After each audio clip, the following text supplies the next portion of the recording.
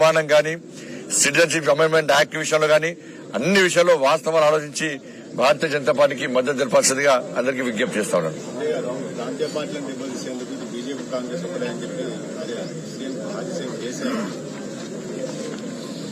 ఇప్పుడు ఇదే కేసీఆర్ కాంగ్రెస్ పార్టీతో అధికారం చెలాయించిండు, కాంగ్రెస్ ప్రభుత్వంలో మంత్రి అయ్యిండు, తెలంగాణ అప్పుడు ఉమ్మడి ఆంధ్రప్రదేశ్ లో కూడా కాంగ్రెస్ పార్టీతో అలయన్స్ పెట్టుకున్నాడు.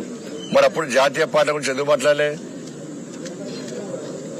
కానీ వాళ్ళిద్దరి మధ్య అండర్స్టాండింగ్ ఉంది. ఇవాళ బీజేపీ గారికి గెలుస్తుంది కాబట్టి ఇవాళ అంత డ్రామా, పొలిటికల్ డ్రామా. అయినా కేసీఆర్ పట్టించుకుంటున్నా, కేసీఆర్ పట్టించుకుంటాడు అన్న. ఇప్పుడు కేసీఆర్ ముఖం పెట్టుకుని తిరిగే పరిస్థితి లేదు. బీఆర్ఎస్ పార్టీ అభ్యర్థులు, బీఆర్ఎస్ పార్టీకి అభ్యర్థులే కరువయ్యారు. బీఆర్ఎస్ పార్టీ బీఫామ్ తీసుకొని కూడా పోటీ చేయాలా వద్దా అని ఆలోచించే పరిస్థితి. ఇక్కడ కూడా అదే పరిస్థితి. వస్తున్నాడు కేసీఆర్ 5 వచ్చి ఉంటాడట, దా ఉంటది కన్వీనర్ బీజీ ప్రజలు సమాధానం చెప్పడానికి సిద్ధంగా ఉన్నారు.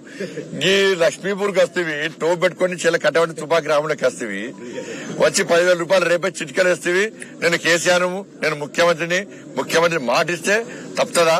నేను 5 వరకు మీ అకౌంట్ టిక్ పని పైసలు పడుతున్నాడు, టక్ పని కూడా వాళ్ళే 10,000 రూపాయలు ఏడవైనాయి.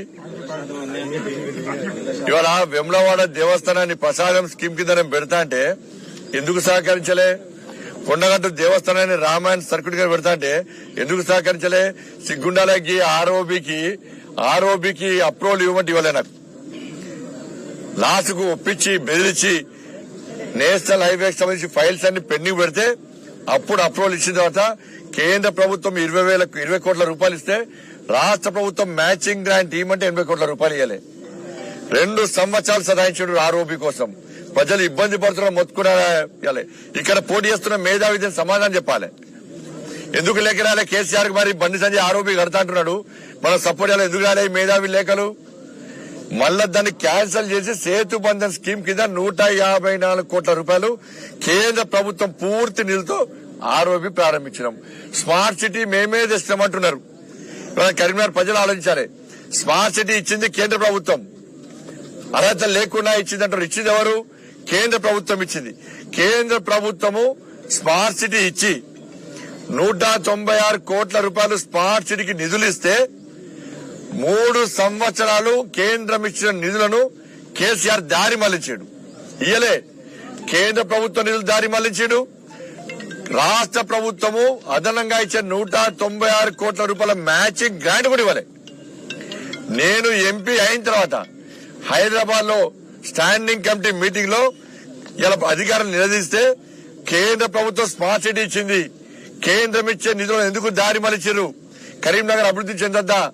కేంద్రం ఇచ్చే పైసలు కరీంనగర్ ప్రజలకు చెల్లొద్దా అని చెప్పి నిలదీసిన తర్వాత అప్పుడు 3 సార్లు లేఖలు రాష్ట్రం కేసీఆర్ స్పందించలే. చివరకు మీటింగ్ లో నిలదీస్తే స్మార్ట్ సిటీ పైసలు రాష్ట్రం విడుదల చేసింది. మరి ఇక్కడ పోటీ చేస్తున్న మేధావి అనేక లేఖలు రాసినటువంటి మేధావి కేంద్రం ఇచ్చే స్మార్ట్ సిటీ పైసలను డైవర్ట్ చేస్తే ఎందుకు లేఖలు రాయలేకపోయాడు?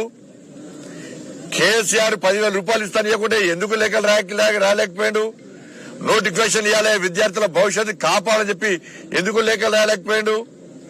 317 జియోకు వ్యతిరేకంగా ఎందుకు లేఖలు రాయలేకపోయాడు? ఆర్టీసీ కార్మికుల విషయంలో ఎందుకు లేఖలు రాయలేకపోయాడు? ఈయన పరిస్థితి ఇదైతే ఆ కాంగ్రెస్ పార్టీ అని ఎక్కడైనా ఈయన నాన్ లోకల్ వినోద్ కుమార్ గారు ఇక కాంగ్రెస్ అనే లోకల్ నా లోకల్ తెలియదు. అని ఎందుకు వచ్చి ఎందుకు పోటీస్తుండే కూడా తెలియదు. ఎట్లా టికెట్ వేసుకున్నాడు, ఏ రకంగా టికెట్ వచ్చిందో కూడా ఇప్పటికి కన్ఫ్యూజన్. టికెట్ వచ్చేదాకా గ్యారెంటీ లేదు. కానీ అన్ని విషయాలు ఆలోచించి ప్రజలు మాకు సపోర్ట్ చేయాల్సిందే కోరుతా ఉన్నారు. ధన్యవాదాలు. బీజేపీ పార్టీ పోటీలో 7వ ఉంది. 70 చోట్ల గత అసెంబ్లీ ఎలక్షన్ లో డిపాజిట్ కూడా రాలేదు. పోయినసారి కేసీఆర్ కదా కారు 16 కారు షెడ్యూల్ కింద కేసీఆర్ డిపోయాడు. 16 గంగా తెలిసింది అయిపోయిందా? ఈసారి కదే ఒక్క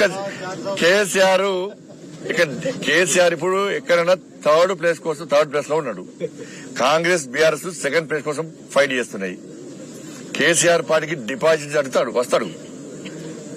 వస్తాడు. అక్కడక్కడ డిపాజిట్ రావాలని కొట్టారుకుంటున్నారు. కొన్ని ప్రాంతాల్లో సెకండ్ ప్లేస్ కోసం ఇద్దరు ఫైట్ చేస్తున్నారు. అక్రమ సంపాదించిన పైసలు పొట్టు ఖర్చు పెడుతున్నారు.